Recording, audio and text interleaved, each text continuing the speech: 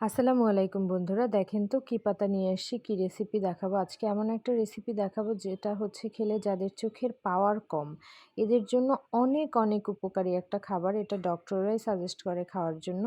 বলেন তো কে কে পেরেছেন এটা বলতে?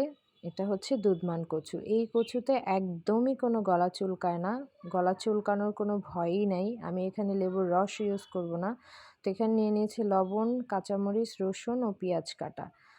তো হচ্ছে এই কচু পাতাগুলো অবশ্যই ক্লিন করাই, যে পানি দেখতে পাওয়া যাচ্ছে, তো এগুলো দিয়ে দিয়েছি। এখন হচ্ছে এই বাকি উপকরণ যেগুলো আমি নিয়েছি সেগুলো হচ্ছে এটার মধ্যে ঢেলে দিব। এই যে দেখেন আমি একের পর এক দিয়ে দিচ্ছি।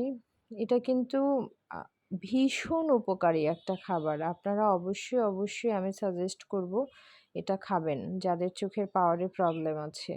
এই যে দেখেন আমি ফ্রাই প্যানটা চুলার উপরে বসিয়ে দিয়েছি। এখানে দোদমান কচু পাতার সাথেই হচ্ছে পানি ছিল, সেই পানিটা আমি এটা সিদ্ধ করে নিয়েছি।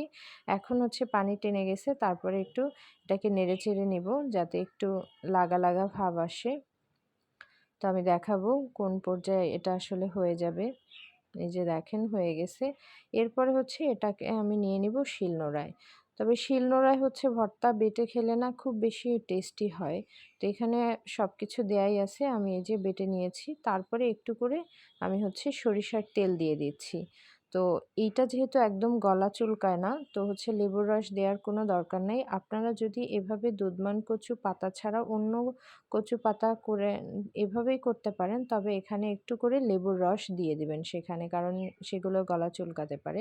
আর এটা হচ্ছে চুলকানোর কোনো ভয় নাই। আর আমি আপনাদের আরেকটা রেসিপি করে দেখাবো, এই দুধমান কচু দিয়ে মাছ রান্না করা যায়, সেটা হচ্ছে নেক্সট ভিডিওতে অবশ্যই আপনাদের দেখাবো। দেখেন কি সুন্দর হয়েছে। তো অবশ্যই বাসায় ট্রাই করবেন, আর ভিডিও ভালো লাগলে অবশ্যই লাইক করবেন এবং সাবস্ক্রাইব করে দিবেন। আল্লাহ হাফেজ।